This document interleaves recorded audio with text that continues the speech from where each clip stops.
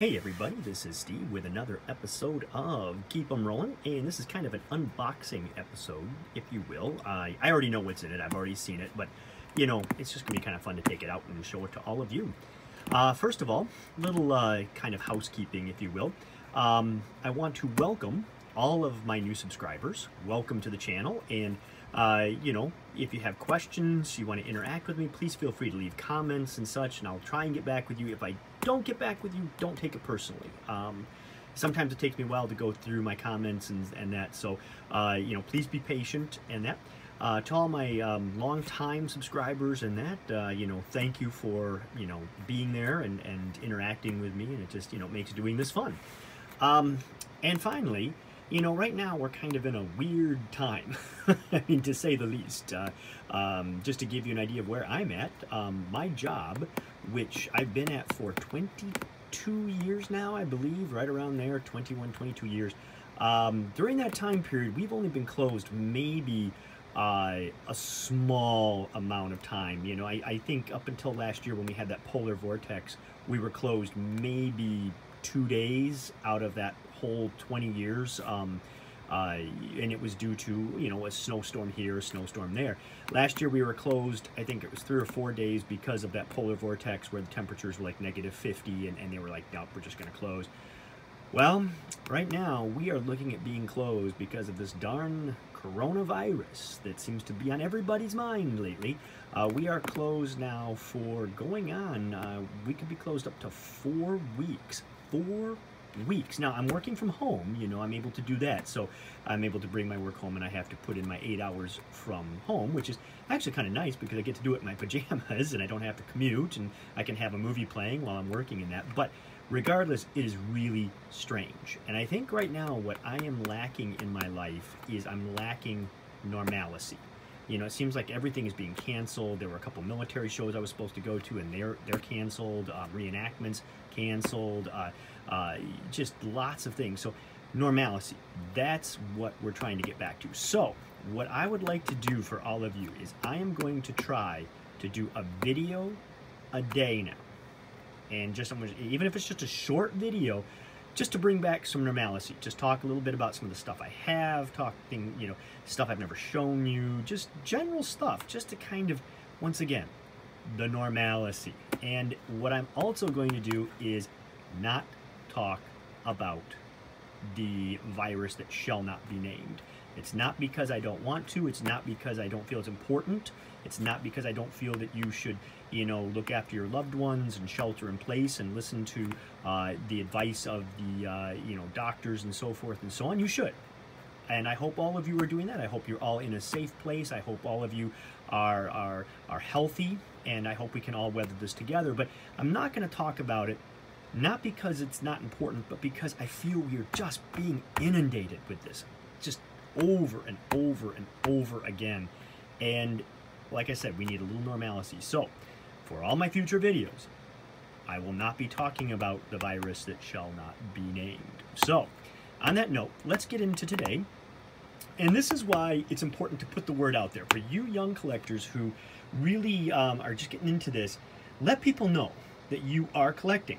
I know sometimes it's hard, you're shy, you say, you know, gosh, I don't want to do that, but let people know what you are collecting, because, you know, tell coworkers, tell your friends' parents, tell relatives. You never know when stuff is going to show up, and such is the case of this. Now, the writing on here, I did this with my research. So when I got this box was blank, and what happened, I know this wonderful woman. She is an excellent historian. She does a lot of collecting, and she is at a point where she's trying to find places for stuff to go that she feels people will appreciate the items. And a lot of times she'll bring things to meetings we have and she'll give them to people. And I didn't expect something to come to me in this last meeting we had, which was about a month ago. She showed up and she had the box and she walked by me, and I thought, oh, someone's gonna get something cool. And she goes, well, actually, this is for you. And she hands me the box, and I'm like, ooh, this looks really good. So I'm like, oh, she goes, open it up. So I open it up, and on the inside, I find these 2 books. And I pull the books out, and I look at them, and I'm like, ooh, are they military books? And I look, and I'm like, No, it's Anna Karenina, Volume 1 and Volume 2 by Tolstoy. And I look at her and I'm like, oh, that's very nice of you to give me Russian literature. And she looks at me with this, and she's like I said, a very great woman. And she looks at me with this look of like, moron, I gave you these for a reason. Open them up. So she says that to me, moron, open them up. So I open them up, and as you can see, it's Tolstoy, Volume 1. I believe the date is I should have looked. I think it's 1917. Here we go. 1918, I believe, is a publication, printed in Great Britain. And I'm like, that's really neat. And I said, wow, look at this inscription. And there's this incredible, I mean, it is, look at I mean, it's just an amazing inscription. 1, 2, 3, 4, 5 pages of inscription. And I'm like, it's all in Russian. I said, that's really, really cool. And I look at her as I'm saying this, and she gives me that look again of like, moron, look in the box, and you might find something else. So I look in the box, and she actually said it to me again, moron, look in the box. And I find this. And what it is the translation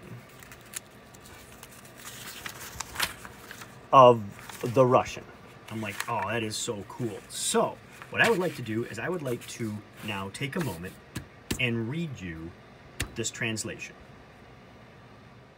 For the good memory of my dear friend Charlie Warner.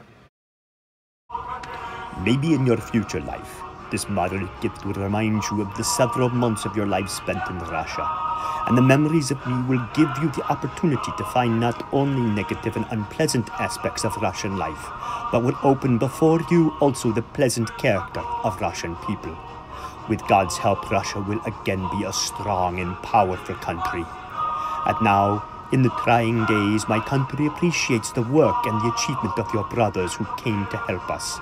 As to me, I express to you the most hearty appreciation for the expressive feeling of friendship, and the memories of your kind character and of your relationship to me will also remind me of you as of a good friend and a fine person.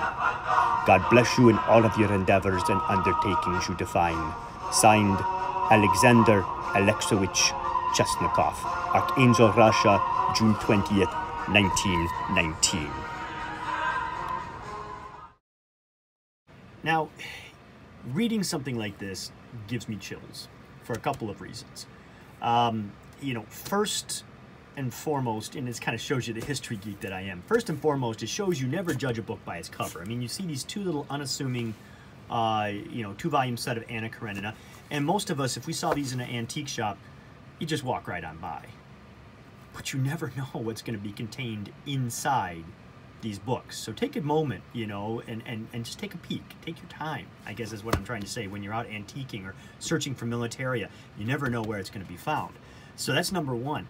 Number two, always tell people that you're interested, because you never know when something like this is going to show up. The lovely woman who gave these to me, she found them at, she thought, an estate sale or a garage sale, during one of her forays, and thought they were just too cool to be left behind. Now, as far as the geekiness in the letter, what you have to understand, for those of you who may not know, Charlie Warner, and I suspected this, Charlie Warner is Charles E. Warner, and I've actually got this on the box now, written it down. He was in Company A, 339th Infantry, 85th Division. He was a second lieutenant, and he was transferred to special duty as supply officer of the 1st Battalion. And in doing my research, for those of you, once again, who do not know, the 339th Infantry out of the 85th Division, the 85th Division was sent to France in mid-1918. I want to say June or July. I don't have it written down right in front of me. They actually trained at Camp Custer, which was located in Calhoun and Kalamazoo County, right near Battle Creek and Kalamazoo, Michigan. They trained at Camp Custer. They were shipped off to France, and on the way to France, the 339th was pulled out, and they were shipped off to Archangel, Russia. The thought process at the time was that Russia had left the war due to their internal revolution that was taking place. Germany was able to move all of their troops that were fighting on their Eastern Front over to the west. France, Great Britain, and them were in a panic because of this huge influx of German troops and such. And the thought was, if the U.S. sent this infantry regiment, the 339th, into Archangel, Russia, and fought against the Bolsheviks, that maybe it would show the Bolsheviks they don't have a chance, and maybe everything will be right as rain again, and Russia will then come back into the war, and Germany will have to move all their troops back over onto the Eastern Front again, and so forth and so on, which, of course, didn't happen. But regardless, the 339th went to Archangel, Russia, and they were there basically through the armistice in November of 1918. They continued fighting December, January, February, March, April, May, June. They finally came home via Brest, France. They left, traveled to Brest, France, and then sailed for home. So they finally began their journey in June of 1919.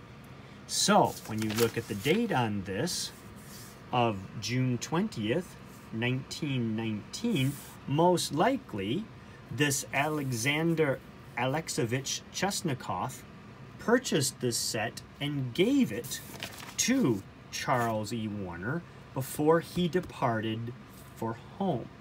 And when you look at Charles E. Warner being a special duty, a supply officer, a lieutenant, he had the opportunity to interact with people in Archangel. And when you look at the writing and such in this gentleman who did this was a man of means. So, I mean, to me, this is absolutely amazing that these books were in Archangel, Russia, while the polar bears were there, the 339th. Charles E. Warner interacted with this gentleman. They struck up a great friendship, and then as they were leaving, as a gratitude, he acquired these, or maybe they were in his own personal library, and he gave them to Charles Warner to bring home. I mean, it's just, you touch this and it's just, it was there, ladies and gentlemen. It was there. And I know, once again, this is kind of the geekiness that comes out in me, but it goes to show you that not all military stuff is military stuff. And I think sometimes we get so focused on looking for the helmets and the bayonets and the insignia that we forgo some things like this that are just, in my opinion, as important, as cool, as fantastic. So I hope you enjoyed this, and just that little glimpse into that. I mean, to think about, these were there during the Russian Revolution. I mean, it blows my mind. My mind's blown. Okay, and then to have them given to me, it just blows my mind again. So on that note, thanks for watching. Leave your comments. Let's start up some interactive type stuff. I mean, I've got time on my hands, so I'll be looking at the comments and that. And I look forward to seeing you all, I guess, tomorrow. So this is Steve, reminding all of you to be safe and keep them rolling.